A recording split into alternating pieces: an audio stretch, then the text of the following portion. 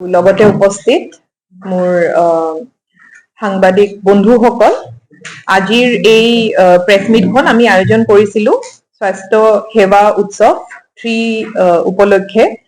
আৰু অসম চৰকাৰৰ উদ্যোগত আৰু ৰাষ্ট্ৰীয় স্বাস্থ্য অভিযান অসমৰ সহযোগত অহা 3 পৰা 5 ডিচেম্বৰলৈকে সমগ্ৰ অসমতে SSU স্বাস্থ্য সেৱা উৎসৱৰ আয়োজন কৰা হৈছে। নলবাৰীৰ লগত জড়িত কিছু কথা মই জনাবলৈ বিচাৰিছো। আমাৰ টোটেল হেল্থ ফেচিলিটিজ 58টা আছে আৰু এইখিনিত আমাৰ স্বাস্থ্য সেৱা উৎসৱৰ যিখিনি এছেছমেন্ট হেতু কৰা হ'ব। স্বাস্থ্য সেৱা উৎসৱৰ কথা আপোনালোকে ইতিমধ্যে গমে পায়। আগৰ দুটা ৰাউণ্ডতো আপোনালোকৰ পৰা যথেষ্ট সঁহাৰি আমি পাইছিলো আৰু এই স্বাস্থ্য সেৱা উৎসৱৰ মেইন যিটো উদ্দেশ্য হেতু হৈছে যে আমাৰ যিখিনি স্বাস্থ্যৰ সেৱা আছে সেই আটাইখিনি যাতে জিলাখনৰ বাকী মানে ৰাজ্যৰ সমগ্ৰ মানুহে এইখিনি পায়,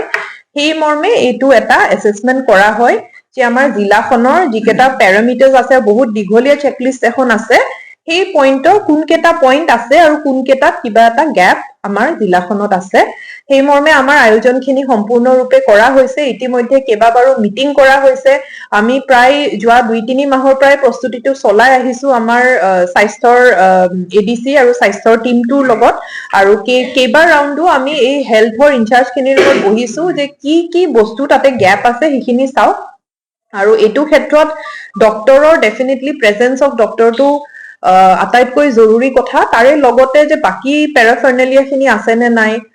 বাকি ফেচিলিটিজ খিনি কেনেকুৱা আছে, তাতে আপোনাৰ অন্য যিখিনি জৰুৰীকালীন ব্যৱস্থা বা যিখিনি ধৰক ইলেক্ট্ৰিচিটিৰ ব্যৱস্থাটো কেনেকুৱা আছে, বানপানীৰ ক্ষেত্ৰত ৰেছপন্সটো কেনেকুৱা, ডিজাষ্টাৰ ৰেছপন্স কেনেকুৱা, বহুত কেইটা কথাৰ এটা বিতং এখন আমাৰ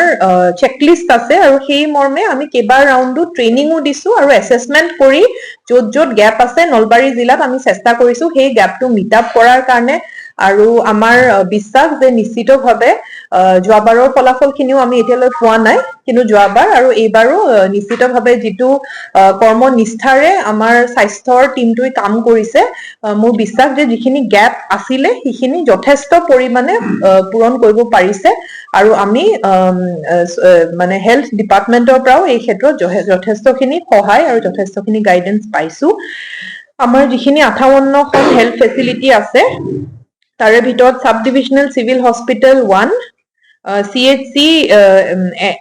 10 নম্বৰ আছে, আমাৰ PHC আছে 42খন আৰু আয়ুষ্মান আৰোগ্য মন্দিৰ AAM আছে 5খন। এছেছাৰ্ছ আমাৰ টোটেল নলবাৰী জিলালৈ 74 নাম্বাৰছ আহিব, এক্সটাৰ্নেল এছেছাৰ্ছ বুলি এখেতসকলক কয়, আৰু কিছু দিয়া হ'ব যিখিনি চেন্ট্ৰেলি গুৱাহাটীৰ পৰা দিয়া হৈছে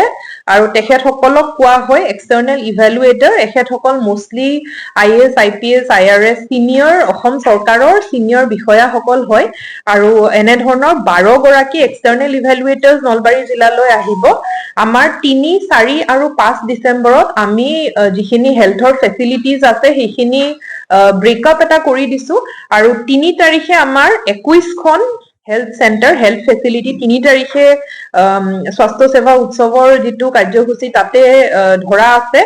4 তাৰিখে আছে 19 আৰু 5 তাৰিখে আছে 18খন। লগতে আমাৰ ট্ৰেইনিঙৰ কথা মই ইতিমধ্যে কৈছো, এক্সটাৰ্নেল ইভেলুৱেটৰ, ইণ্টাৰনেল এছেছাৰ আটাইৰ কাৰণে ট্ৰেইনিংখিনি কৰা হৈছে আৰু আমাৰ কাৰণে এটা মেজৰ চেলেঞ্জ হৈছে যিখিনি অলপ দূৰ এলেকাৰ আছে বা যিখিনি আমাৰ ইৰোজন এফেক্টেড আছে সেইখিনিৰ কাৰণেও আমাৰ ইতিমধ্যে যিখিনি ইৰোজন এফেক্টেড বা কিবা কাৰণত সেইটো গুচিয়ে গ'ল চেণ্টাৰটো, সেইটোও আমি নিয়াৰেষ্ট চেণ্টাৰৰ পৰা চলাই আছো। এনেধৰণৰ বহুখিনি ষ্টেপ অলৰেডি হেল্থ ডিপাৰ্টমেণ্টে লৈ আছে আৰু আপোনালোকে গমেই পায় যে যোৱা বছৰৰ পৰাই আমি এটা নিজে আগভাগ লৈ পেলাই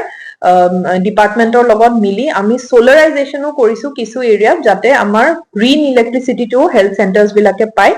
আৰু কেইটামান কথা ইয়াতে গুৰুত্ব দিয়া হ'ব মই আগতে কোৱাৰ নিচিনা। এটা হৈছে যে মানে যিটো আউট অফ পকেট এক্সপেণ্ডিচাৰ, যিটো আমাৰ অসম চৰকাৰে যথেষ্টখিনি এই কথাটোত গুৰুত্ব দিছে। মাননীয় মুখ্যমন্ত্ৰী মহোদয়, স্বাস্থ্যমন্ত্ৰী মহোদয় তেখেতসকলে